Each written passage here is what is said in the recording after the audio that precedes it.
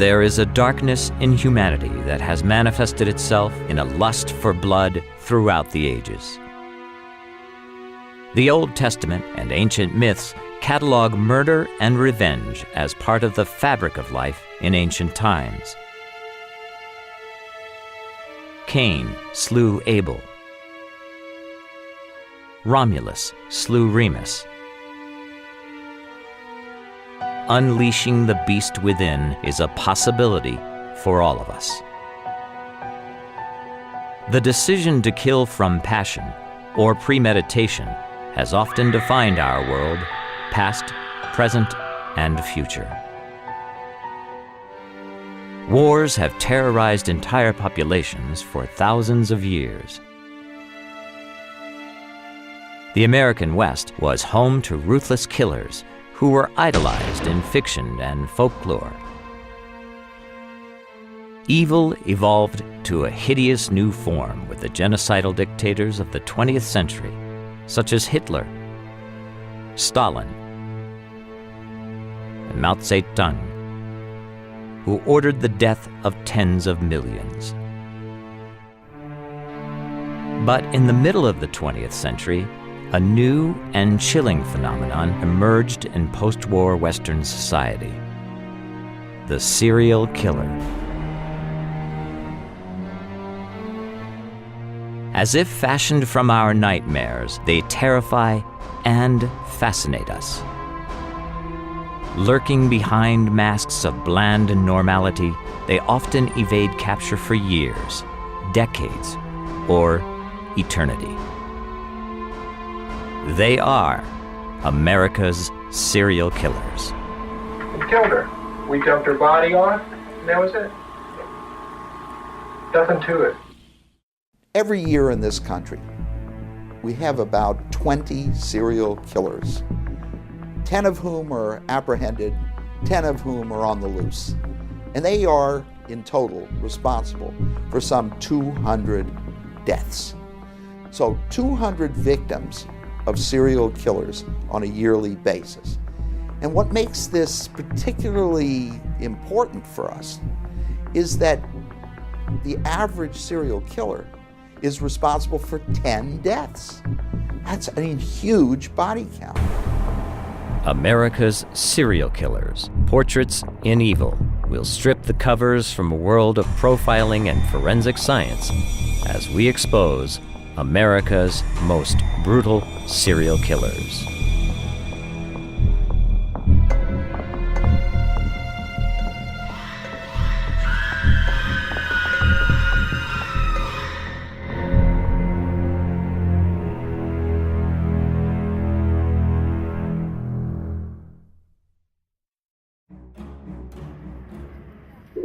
It was October 2002.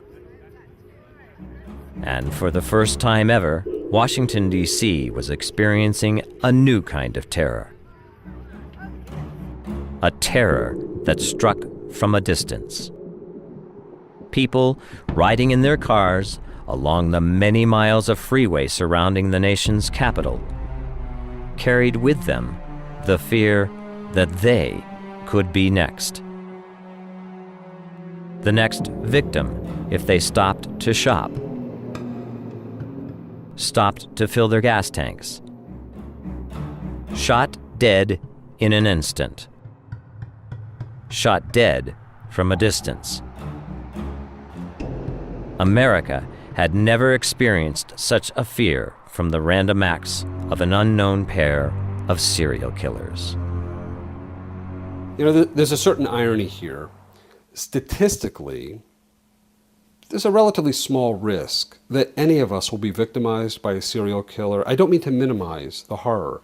Of course, there's that possibility, but statistically, it's a pretty small risk.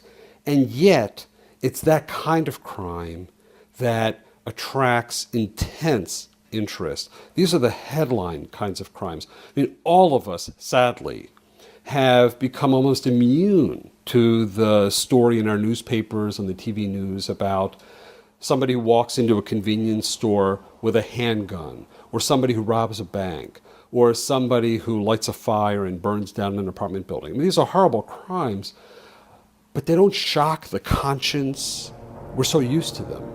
But when we hear about a sniper who kills 12 people, when we hear about somebody who moves from community to community, calculating who to kill next, which prostitute to get, these crimes shock the conscience because they are so out of the ordinary. They are so different from what, sadly, we've become quite used to. The more ordinary rape, the more ordinary assault, the more ordinary robbery, the more ordinary kidnapping. There are these crimes that just shock the conscience. And so I fully understand why the public is preoccupied with them. I think they are so outside the box that we have this understandable need to try to grasp. Why would somebody do that? That's human nature. Why would somebody take a rifle, sit behind a barricade, and wait for innocent victims? Why would somebody do that? Why would somebody look for vulnerable children, kidnap them, torture them sexually, and kill them? It's hard for us to wrap our minds around these kinds of crimes. And it makes complete sense to me that the average human being would be both fascinated by this, horrified by this, mystified by this, and preoccupied by this. By the mid-70s, the phenomenon of serial killing was no longer a city or regional issue. The whole country was aware of these fiends who loved to kill. These brutal monsters who lived to see others die. Some, like the Zodiac killer, taunted the police, sent messages to newspapers in order to terrorize the cities where they lived. Some, such as Ted Bundy, were sexual sadists, predators who combined sex and violence for pleasure. Others, like the son of Sam, killed for the joy of killing. But why in the United States? What gave America, the world's greatest democracy, the world's wealthiest country, the cruel irony of being the world's leader in serial killing? The serial killer phenomenon, I think, is really become synonymous with this country. A lot of people think there are more here because we have basically lost our sense of community. We don't know our neighbors. We don't have good feeling for our neighborhood. We've lost a sense of in a neighborhood where you're, in the early days and you were farming, you would wave at people who went by. I don't see people waving at me in my neighborhood. And I think the other issue is the fact that we move so often. People change jobs to different locations for different jobs. And as we move, we lose our roots. And because we lose those roots, we don't develop the sense of community. I think the evolution of large urban complex societies can sometimes provide the incubator for murder, in the sense that we often know less about each other. There's more anonymity. And people who murder can sometimes go undetected because there isn't that kind of small town quality where everybody knows everyone else. There's more camouflage, there's more anonymity. The conventional answer was to blame it on the country's growth. America was becoming a very mobile, high-tech society, rapidly moving beyond its agrarian roots. Roots that had once maintained close social and family bonds. A society where serial killing was almost impossible because there was no easy prey on the fringes of the community. But that changed with urbanization. By the 70s, most Americans lived in large, overpopulated cities.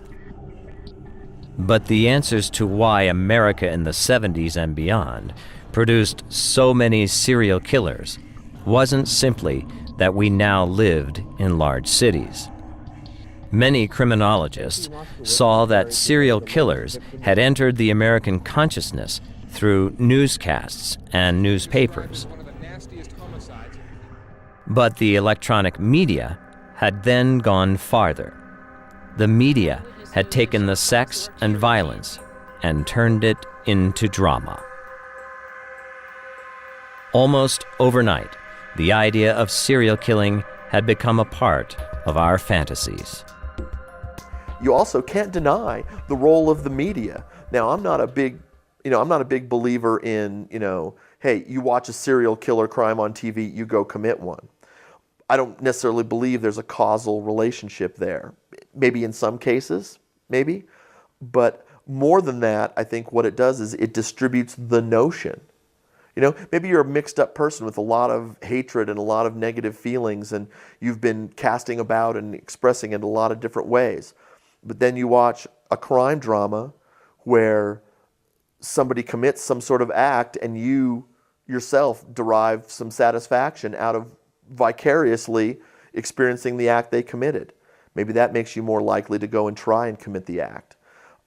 Perhaps by reading about serial murder, by seeing it on TV, you develop a fantasy that, let's face it, I think the centerpiece of a lot of this crime is fantasy fulfillment.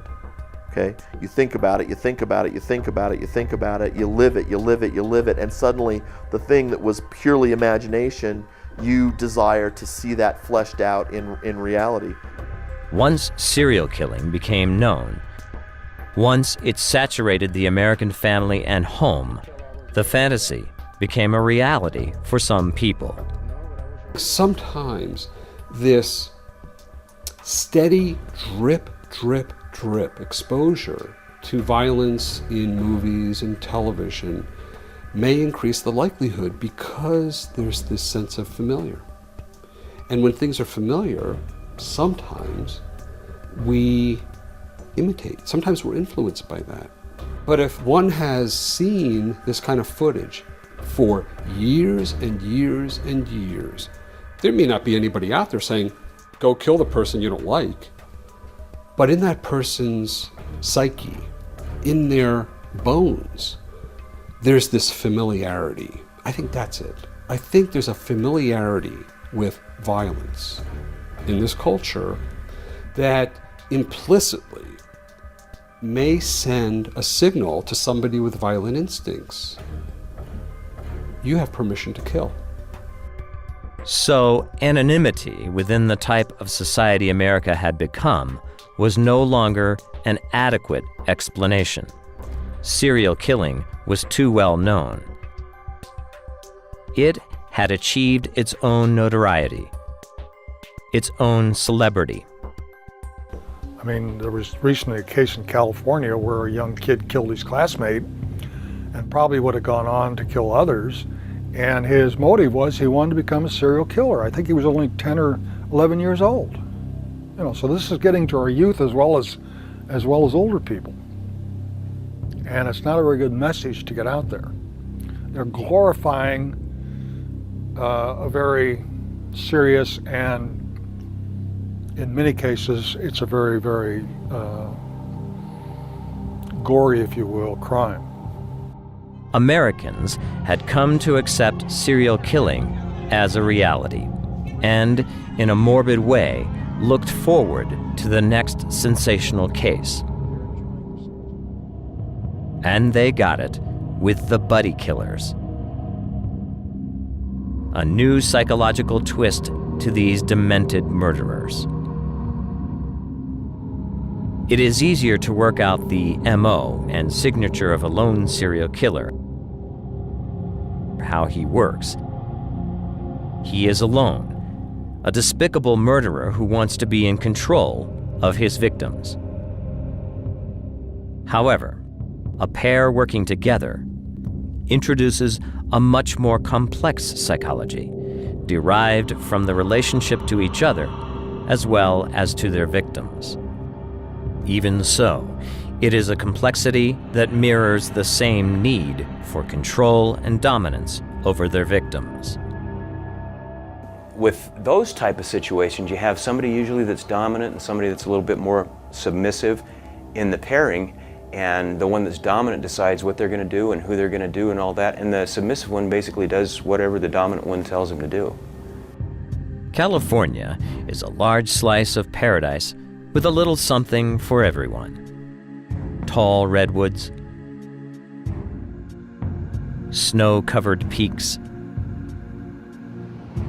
sandy beaches, and a highway system that connects all of it. The dark side of this paradise is that its freeway and street system provides the perfect mobility for sadistic buddy killers to find victims. Two of the most evil and prolific buddy killers to use this road system to their advantage were Angelo Buono and Kenneth Bianchi, aka the Hillside Stranglers. They were cousins and fit the first of criminologist Dr. Jack Levin's reasons for how killing teams come together. When people think of serial killers, they think of loners. Well, nothing could be farther from the truth there. Lots of them have relationships with a spouse or a partner.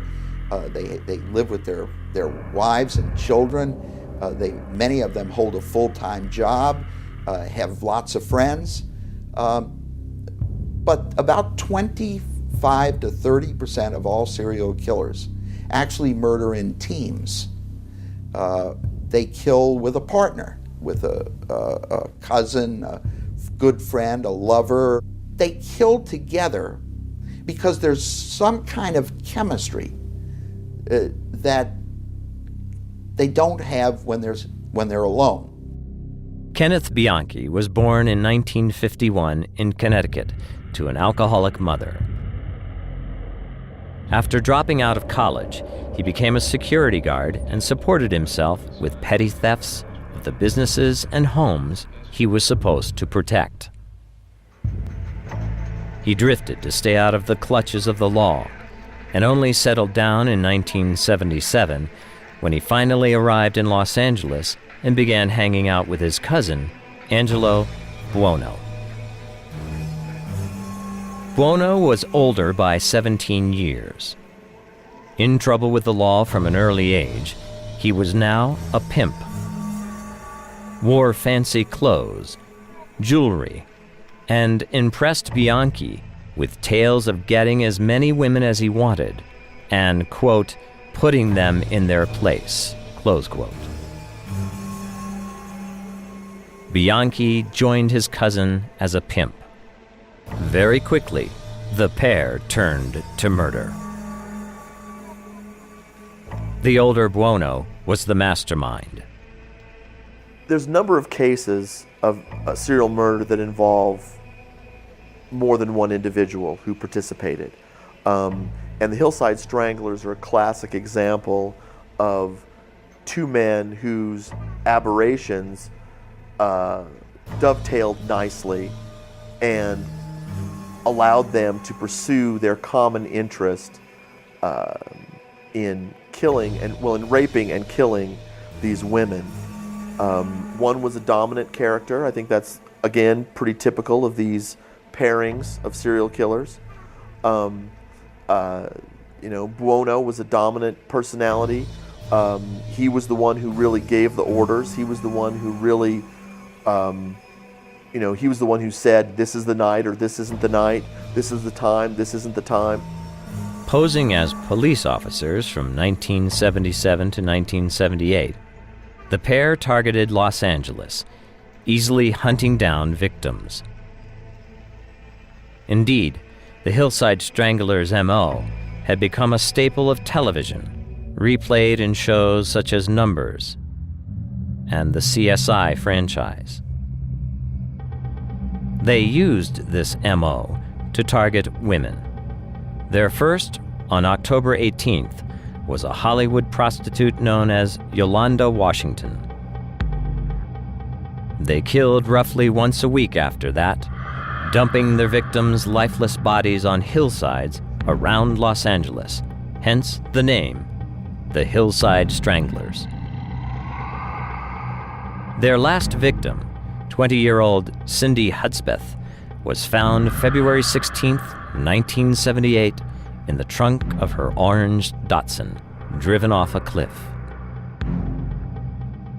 Eerily, one night their trail of death took a macabre twist. Dressed in their trademark MO as police officers, they approached a young woman and asked for her ID. Her driver's license read Catherine Laurie, and next to it was a picture of her as a child sitting on the knee of actor Peter Lorre, her father. Ironically, Laurie had starred as the serial killer of children in the riveting movie M. The pair, not wanting to draw attention to themselves, left the daughter alone and moved on to another target. In addition to the Hillside Stranglers' signature of death by strangulation using a ligature, the two men tortured their victims, making them the most depraved of all the buddy serial killers. They committed some really heinous acts, like injecting people with boric acid, doing transfusions on people, and then trying to stuff all kinds of cleaning chemicals besides boric acid into their system, putting a bag over their head and putting a vacuum cleaner on the bag, basically suffocating the victim. I mean, these are pretty horrific ways for people to die. So they came up with some doozies. In 4 months, they killed at least 10 women, and perhaps scores more. But no one in law enforcement could figure out who they were or where they would strike next. The killers were too mobile, and Buono, the mastermind, was too smart. Then it all changed. Angelo Buono gave up killing, and bizarrely, this would lead to his capture and the undoing of their perverted buddy system. Without his cousin's leadership, Bianchi was lost.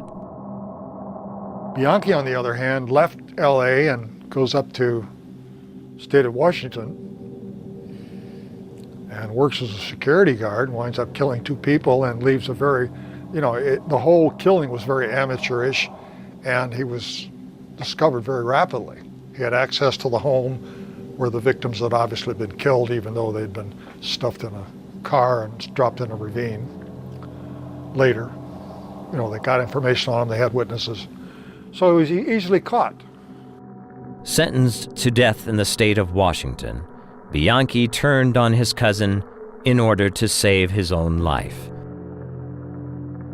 Buono was tried in California and found guilty.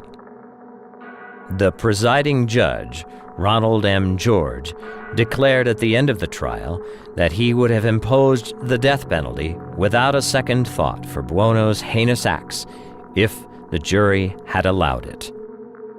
Buono got life in prison, and Calipatria State Prison is where he died of a heart attack in 2002. Bianchi is currently serving a life sentence at the Washington State Penitentiary in Walla Walla. Criminologist Jack Levin has met with Kenneth Bianchi. Their interaction was a startling glimpse into the mind of a serial killer. I interviewed Ken Bianchi, one of the Hillside Stranglers, a man who had killed 12 women and girls in Los Angeles and also Bellingham, Washington. When we met, he shook my hand in an appropriate way, you'd think, but he gripped it so tightly that I really thought I was going to scream. And I was thinking about that very hard handshake, and I was thinking, look, there are lots of people in this world who have a very hard handshake, and they're very nice people.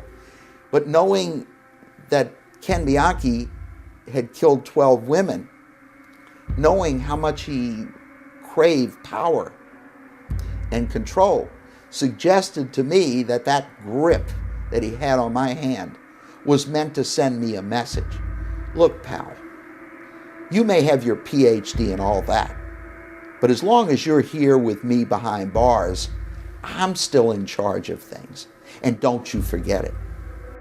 The cousins were out of action, but California wasn't out of danger. Indeed, the state was rapidly becoming murder central in the perverted world of buddy serial killers. In Northern California, a pair of survivalists, Leonard Lake and Charles Ng, had built a chamber of horrors for raping, torturing, and killing their victims. All of it caught on videotape. Lake, abandoned by his mother when a child, turned his anger into a pathological hatred of women. Ng, on the other hand, was an ex-Marine who desperately sought a father figure. He easily fell in with Lake and his absurd plan to build a compound of underground bunkers to house women as sex slaves for the aftermath of World War III. In all, the perverted buddies killed as many as 12 women and men, raping the women and using the IDs and credit cards of the men to get money. They were brought to justice in 1985. While Northern California housed the torture bunker of one of the most demented of the serial killer pairs, it was once again LA that would draw attention to a new twist to this already twisted serial killing buddy system. This time, a woman and her lover traveled LA's streets and highways to kill. Ironically, there are more female serial killers than most people think. They frequently team up with a male serial killer. They're not always on their own. Carol Bundy, a nurse and divorced mother of two, found her killing mate in Doug Clark, a boiler engineer for the Jergens Lotion Company. Together, they teamed up as the Sunset Strip Killers.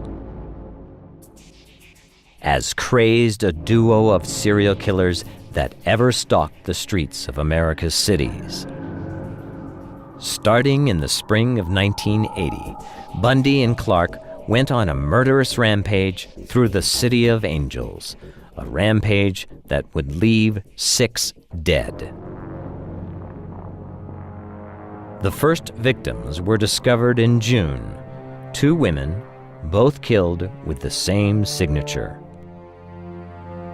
A gunshot to the head. A gun purchased by Carol Bundy.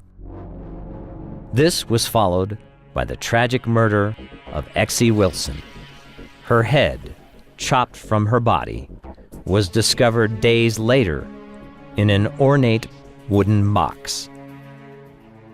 Quickly, the bodies began to stack up, each killed by a bullet to the head.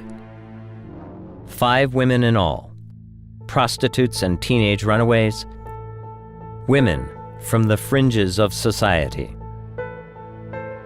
The easiest victims. I think that the subject of the victims of these serial murders is probably something that is criminally under-discussed. These are living, breathing human people whose lives were stolen from them by these individuals. I think the fact that a lot of the victims of serial murderers were people from the fringes of society had a lot to do with not only their availability to the killer, but also to the lack of quick and decisive public response to their crimes. When prostitutes start to disappear from the street, prostitutes disappear all the time. They come and go. It's a transitory thing. Bums, hobos, the old-fashioned term, transients, homeless people, are easy targets for people who desire to commit these kinds of crimes, and the access to them is greater, the ability to get control of them is greater, and over time, depending on the killer's own pathology, the notion of them being missing is significantly lessened. You look at people, at serial killers who did not kill prostitutes or people on the fringes of society. Those cases got a lot of attention, and very quickly. The case was finally solved when police nabbed Carol Bundy for the murder of Jack Murray, a one-time lover who she shot, stabbed, and beheaded in the back of his van. Confronted with the evidence of her guilt, Bundy implicated her partner, Clark, and Clark returned the favor. The lovers turned on each other like the animals they were. Doug Clark, the Sunset Strip killer, is on death row in Los Angeles. He claims that it was his partner, Carol Bundy, who had killed 9 people. Maybe she did, maybe she didn't. We'll never know because she's no longer alive, so she's not going to confess. But Doug Clark can make a case if you listen to him. Plenty of people believe it. Carol Bundy, a truly despicable serial killer, died in prison of heart failure in 2003. The decade of the 70s proved that the highways and byways of California, in fact, those of the entire nation, provided ample opportunity for couples cruising and killing. 2 of the worst buddy serial killers were Gerald and Charlene Gallego. Born in 1946, Gerald was bad from birth, and by the time he was 6, he already had a list of sex offenses. In 1977, he met Charlene Adele Williams, and a year later, they began their tour of killing. From September 1978 to November 1980, Gerald, with his wife Charlene's help, cruised the Southwest's highways, picking up victims. Before police brought them to justice, Gerald raped and killed 9 women and shot 1 man while Charlene drove their van. 20 years after this whirlwind of death, on the opposite side of the country, 2 men with a sniper rifle turned Washington, D.C. into their own gruesome human shooting gallery. Dubbed the Beltway Snipers by the press, John Allen Muhammad and Lee Boyd Malvo would hold the nation's capital hostage for 23 days. They formed the classic older man and younger man serial killing team. Born John Allen Williams, Muhammad had joined the Black Nation of Islam, and in October 2001, at the age of 40, changed his name to John Allen Muhammad. Muhammad found Malvo at a homeless shelter and took the young teen to his house. He had lost his own children in a custody battle and now had a surrogate son, someone he could father, someone he could mentor. Only this mentoring was about depraved indifference to human life. In fact, it was their great distance from their victims that would add a new twist to the usual serial murder team. The Beltway killings were completely different, whether you want to believe they're politically motivated, whether they're religiously motivated, and they had planned to just start targeting people and just start killing them. And it wasn't for the personal contact or the personal control over somebody like you see with so many of these people. It was reaching out from a distance, reaching out literally and touching someone, where they were shooting them from a distance and killing them. They don't even see their work close up. So that's a little bit different breed of animal. Muhammad and Malvo's trek of death began in Tacoma, Washington, where, according to the Seattle Times newspaper, they practiced their sniper skills on the firing range of a gun store known as Bullseye Shooter Supply. Their first kill came in Montgomery, Alabama, when Claudine Parker was shot in a liquor store holdup. Their serial killing began in earnest on October 2nd, when, in the span of 20 hours, Muhammad and Malvo shot 6 people in Montgomery County, Maryland. All were killed with what would become the Beltway snipers' trademark MO and signature, lying in wait and killing their victims at a distance with a single round from a Bushmaster XM15, the perfect sniper rifle. What I think is interesting again with the Beltway snipers, and it was in the area around Washington, again you have a pair of individuals, one person more dominant than the other, but you have a desire for a kind of anonymous crime. The victims and the killers were not only were they not connected in any specific way that they knew each other, but they were disconnected by a great deal of physical space. By killing them from a distance, you not only removed a lot of the danger of apprehension, but you also removed any up close and personal connection to the victim. Muhammad and Malvo were cowards who staked out places where people shopped, gas stations, convenience stores, on streets where they walked. The only purpose was to terrorize, create a panic.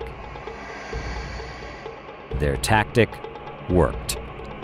Fear shot through the communities of Montgomery County and throughout the nation's capital. Schools went into lockdown. Muhammad and Malvo widened their range, and the real plan behind their killings began to unfold. On October 7th, after Iran Brown, a 13-year-old schoolboy, was wounded as he arrived at school, police found a tarot card with the note, "Dear policeman, I am God." Over the next 15 days, with another 5 people shot and killed, their plan became clear in long, rambling messages to the police. A ransom demand of $10 million to free the nation's capital from the terror of the Beltway snipers. The Beltway snipers began with a profit motive. They had decided to extort $10 million from the authorities. First, they killed 5 people at random in the D.C. area in October 2002, and then they intended to stop and negotiate with Chief Moose for the money. So Malvo, the younger of the 2 killers, call the tip hotline. Unfortunately, the operator had received 70,000 tips, unmanageable, unable to place in any priority level because of the vast number. And so hung up 4 times on Malvo, who got very frustrated by his inability to get through and instead killed more people. Rather than attempting to make money, they instead liked becoming celebrities. They enjoyed playing a cat and mouse game with the police and taunting them in some of their messages. I am God, meaning you'll never catch me. I'm superior to you. But they weren't gods, and their tirade of terror would not last much longer. The police now knew the make and model of the car, a blue Chevy Caprice. On October 24th, they found John Allen Muhammad and Lee Boyd Malvo sleeping in their car. At last, the nightmare was over. At trial, prosecutors introduced exhibits showing that Muhammad and Malvo planned to emulate the Islamic jihadists and terrorists of 9/11. One was a portrait of Saddam Hussein labeled as a protector. Another was a father and son portrait of Malvo and Muhammad with the words, "We will kill them all, jihad." There are these cases where you find 2 perpetrators working together. There's a psychiatric term for this that sometimes fits. It's French, folie à deux, the folly of 2, the craziness of 2. And what I've found is that in some instances, you find this kind of circle the wagons mentality where you have a very influential offender and a very impressionable offender. The latter taken under the tutelage of the former, for example. Often somebody who's very needy, who wants or needs a father figure. And you find these 2 individuals who view the world from the perspective of their own little bubble, and they seem to have convinced each other that they need to kill, that they want people to suffer, and they feed each other's twisted perception and rationalize the murders. It's almost as if they are enveloped in this twisted worldview where their wish to kill, their need to kill, is